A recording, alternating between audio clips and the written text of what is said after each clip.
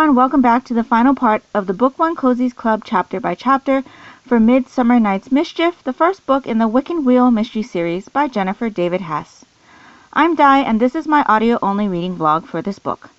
Today, I will be reading chapters 25 through 27 and sharing my thoughts with you along the way.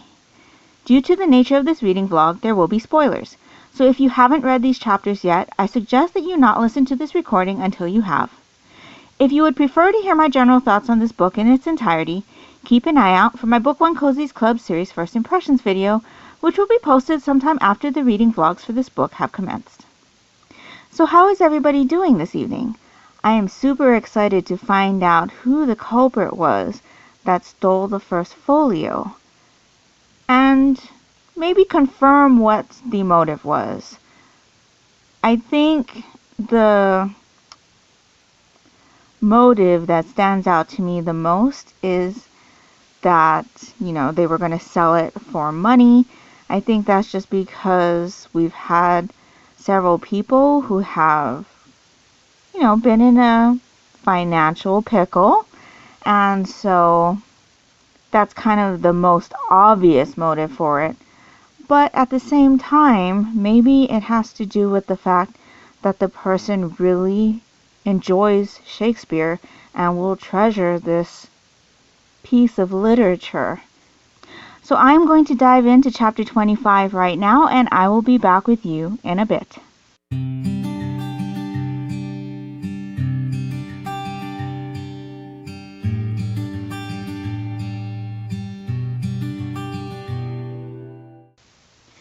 So I just finished the book.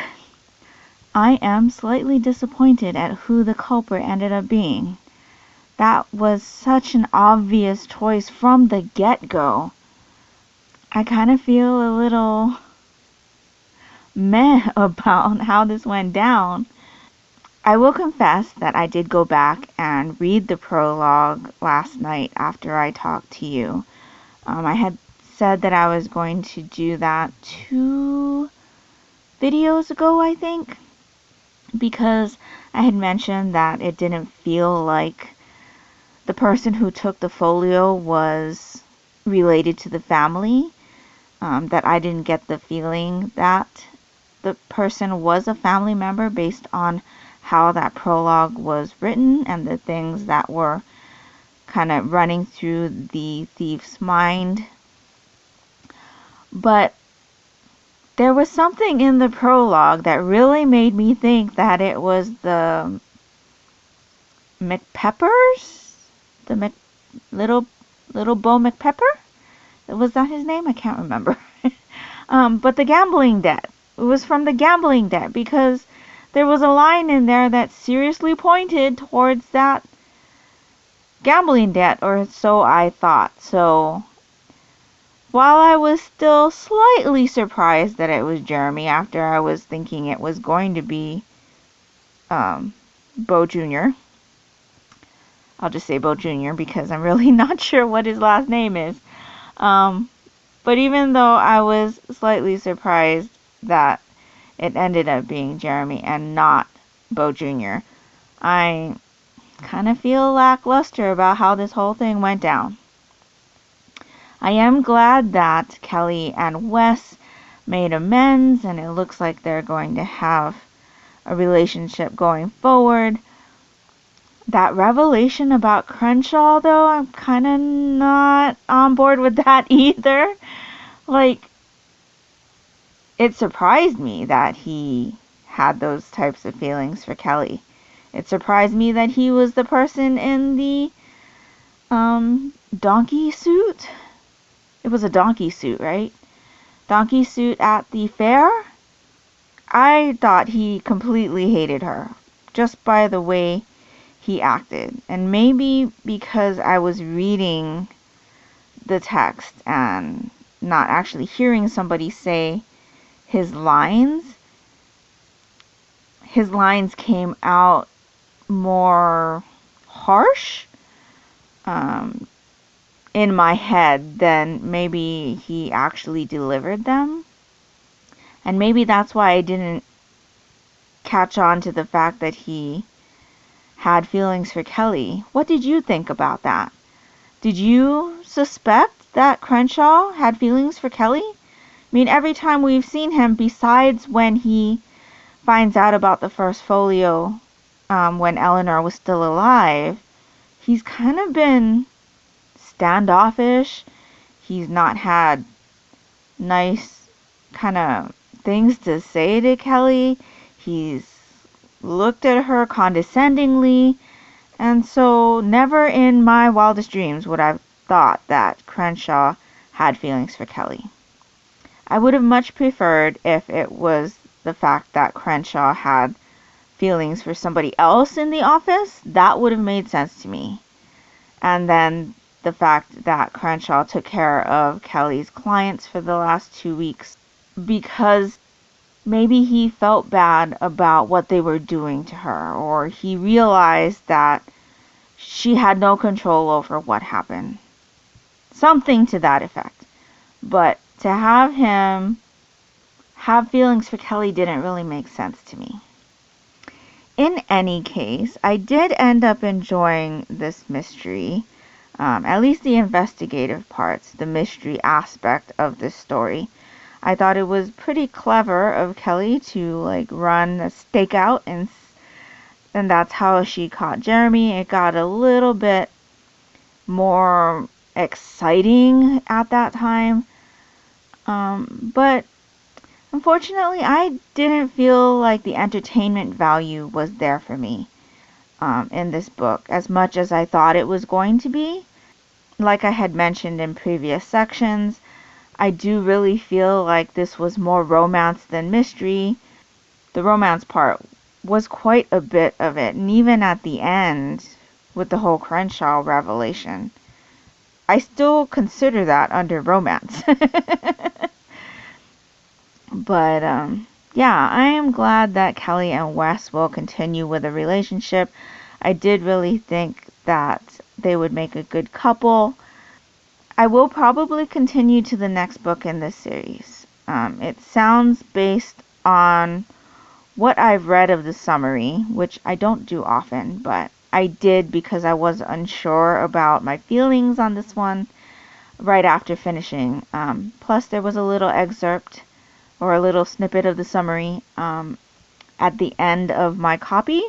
Like I said, I was reading a borrowed copy from Hoopla, which is a digital ebook service that my library offers, and right after the end of this book there was a summary for the next book, and it sounds like Kelly may have to share her beliefs with other people that are close to her, maybe that she works with, just based on the premises of the next book.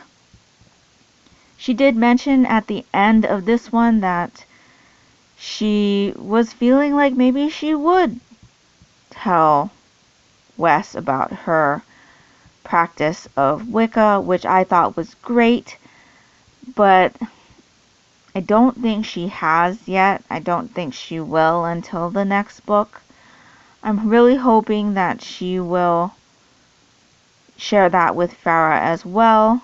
Like I had mentioned, if they've been friends this long and best friends at that, I think Farah should, she should be a friend. I mean, it's part of who Kelly is, and if she wants to be Kelly's friend, I really think that she should accept Kelly for everything Kelly enjoys and practices and believes in.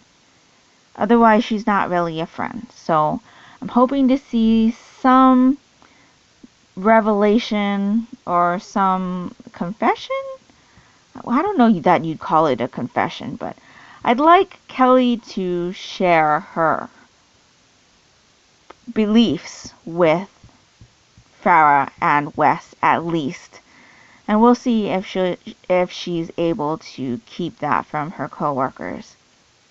So before I let you go, I want to let you know what the May selection is going to be. It will be Haunted Homicide, the first book in the Haunted Mansion mystery series by Lucy Ness. Lucy Ness is a pen name for Kylie Logan. I have not read any of Kylie Logan's books, but she has written the League of Literary Ladies Mystery Series and the Button Box Mystery Series. I did have the League of Literary Ladies Mystery Series on my to-read list already, but I have not read that yet.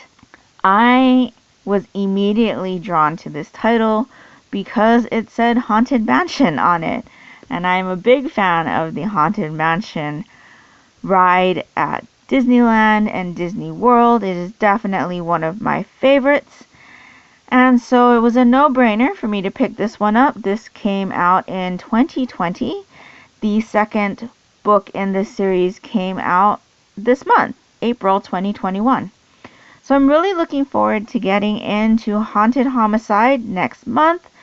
I'll read you the tagline. It says, Avery Morgan has been hired to breathe new life into the Portage Path Women's Club, but first she'll have to deal with a dead body and a meddling ghost. So yeah, I'm super excited for this one. And that will be our May selection. So let me know down in the comments below or in our Goodreads group or the Discord what you thought of this book. What did you think of who the suspect ended up being? Did you think that it was going to be Jeremy going into this last section? And will you be continuing to the next book in this series? So that's all I have for you for this chapter by chapter. I hope you're all having a great evening. And that will do it for me today. I hope you're all doing great. I hope you're all safe and healthy. And until next time, take care and smile always. Bye.